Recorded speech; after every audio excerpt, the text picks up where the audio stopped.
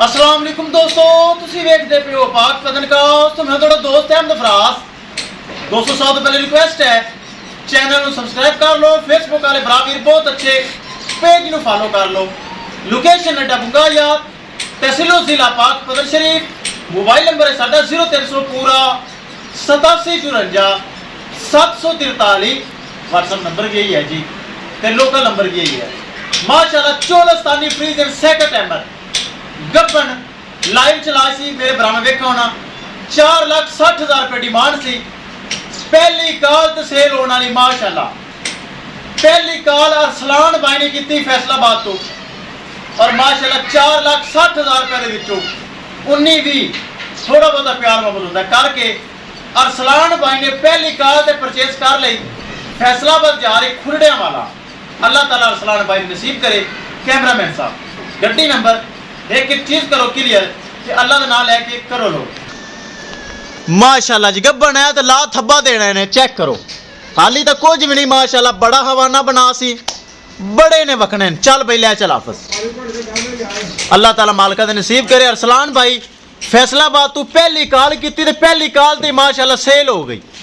ले चलो जी, अल्लाह ताला मालिका दे नसीब करे। लो जी माशाल्लाह। किसी भरा वीर नूं मजीद जानवर चाहिए होवे राबता करके परचेज कर सकता है। दोस्तों पाक पतन हाउस से अच्छे अच्छे जानवर और मयारी जानवर मौजूद होंगे हैं। नस्ल चेक करो माशाल्लाह किड्डी अच्छी चोलस्तानी फ्रीजन क्रॉस बनता है और दुध देने वाली नस्ल बहुत अच्छा ब्रीड है माशाल्लाह। नस्ल समझना हर बंदे दे वास्ते गल नहीं। ये माशाल्लाह बहुत नस्ली गाय है, ताकि साडा स्पैशलिस्ट गां का काम है और असी गां नूं माशाल्लाह समझने हैं। नस्ल चेक करनी किड्डी चंगी माशाल्लाह। अरसलान भाई ने पहली कॉल ते माशाल्लाह खरीद ली।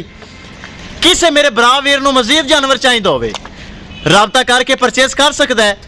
दोस्तों पाक पतन हाउस से जो जानवर लगता है सेल होता है, ताकि मेरे हर भरा वीर नूं पता है कि भाई फराज का कारोबार सच्चा, भाई फराज का चैनल सच्चा और खरा।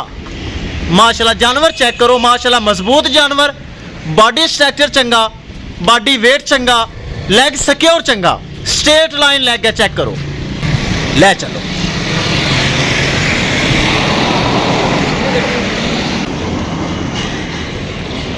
किसे मेरे भरा वीर नूं मजीद जानवर चाहिए होवे राबता करके परचेज कर सकता है। ले भी हाफिज अल्लाह दा नाम लेके कर दे लोड। और भाई समर ठीक हो, खैरियत इंशाल्लाह। दोस्तों मिलांगे एक नई वीडियो के नाल। अपने फराज दोस्त दे इजाजत, अल्लाह ने के बान। लो जी अल्लाह दे सुपुर्द।